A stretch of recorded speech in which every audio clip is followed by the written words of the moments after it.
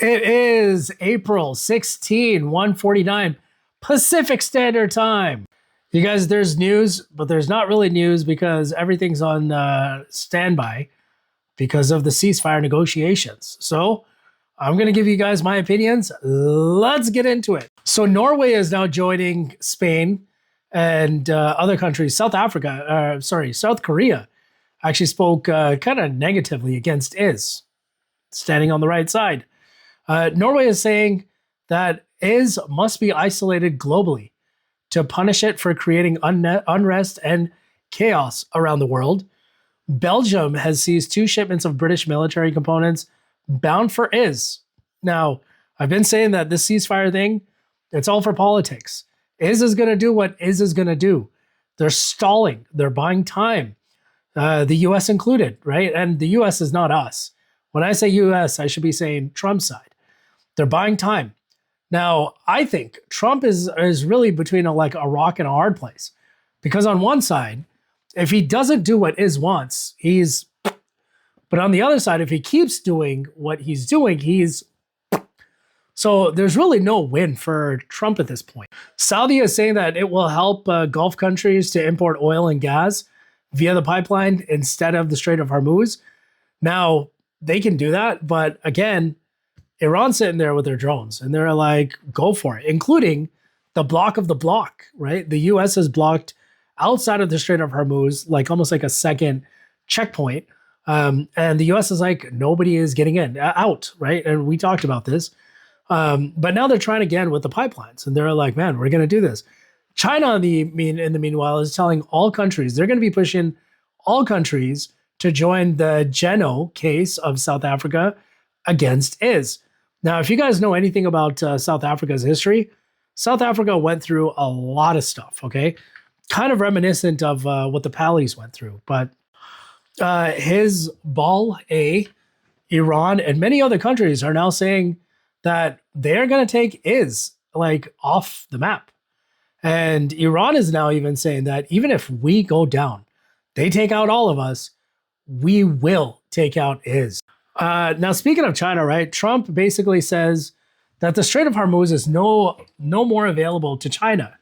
He said, I was trying to be a nice guy. He wrote something about love letters that he sent to President Xi, and he sent one back and whatever else. And I believe it was a foreign minister of China that's like, this guy's lying through his teeth. We haven't talked to him recently. What is he talking about? And on top of that, China sent 500 tons worth of aid over to Iran of medicine and other things. So it's pretty nuts. China and the world is making their case very clear. And you guys, I've been telling you that this is the changing of the allies and friends and whatever else. As people continue to choose a side, okay, they will, unfortunately, not choose us, America, okay? Now, again, America is not us, the people. America, what I'm talking about is Trump's side. The world is turning against Europe, many places in Asia. A lot of people are saying that why did Trump do this? I mean, he created so much mess. Trump said that if Iran were to get a nuke, the first country they're going to go after Italy, and their prime minister, their president, female. She was like, there's 9 nuclear countries, and there's only one country that has used a nuke, and that is America. So I'm not really too worried about Iran, basically, is what she was saying. Now, there are diplomats that are getting expelled. A lot of people are just isolating IS and the U.S. more and more.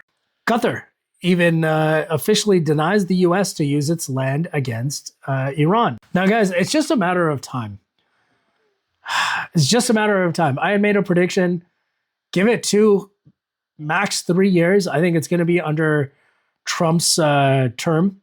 That is not going to be what it is. Now, I've been hearing rumors that is actually going to different parts like Argentina, the Philippines, to try to find a secondary place just in case. And there's a lot of resistance from the people there, including Cyprus or Greece, I believe. A lot of people, the locals there, are really protesting. They're like, hell no. So the Wall Street Journal is saying that it may take months for Iran to feel the economic pain that would force it to back down in the negotiations. So The strategy, like kind of what the US has done in Cuba, is really squeeze them and bring them to their knees, and then they'll have no option but to accept a bad deal. Right now, the thing is, Iran has been going through tariffs and whatever else that they've become pretty resilient. I mean, they've been pretty resourceful. They've done some amazing things, right? And with all of the circumstances. So I think Iran is basically already ready to go for the long haul. And I've talked about this before, but when you're putting money to money and you're putting overhead to overhead, the cost of this war, basically head to head, Iran is always going to win. I mean, they're producing these drones for under 10 Gs, which for us, I mean, it's like 5 to 10 times the cost. A liter of oil, a gas in Iran is like pennies. 1 liter is pennies over there. Whereas you guys see over here, it's like what the national average, I think, is now at like $4. Iran claims that Trump is sending an additional 10,000 troops. So he's taking this time to put more and more troops in the Middle East. I think the ground invasion is going to happen. I think Trump is so screwed. He's so stuck in quicksand that at this rate, it's kind of weird. But I think he's looking to Iran to save him at this point. I mean, really, as much as he's saying whatever about Iran, I think Trump is really looking at Iran to save him. Because again, he's between a rock and a hard place. The Major General Asim Munir of Pakistan is in Tehran today and tomorrow. I don't know how long his trip is, but he has been discussing a one-on-one with Iran. And Iran and Pakistan have been talking about brotherly relationships and all that stuff. On the meanwhile, you have the U.S. that's been giving a lot of respect and props to Pakistan for being, the negotiators, the mediators between trying to work something out. But again, I think it's just an absolute stall tactic. Now, Iran is saying that, look, if the U.S. continues to block the Strait of Hormuz, if they continue to do this, then Iran is going to cut out the Red Sea. Now, if that happens, and we've talked about this before, but if that happens, expect that the problems that we're currently going through to like double, if not triple, because now you're talking about more oil routes that will be stopped, right? So there's going to be higher impacts. I've been saying this is just the calm before the storm, ladies and gentlemen. It is going to get worse. I think the whole world is banding together on a mission for the future. And they're on a mission right now to not work this out. Now, but one thing I do want to talk about is Lebanon. Lebanon has been negotiating without France. And Lebanon and France have had a long history. As a matter of fact, there's a lot of people in Lebanon that speak French. They have a long history of working together. And in the US is like, we don't expect France to be a part of this.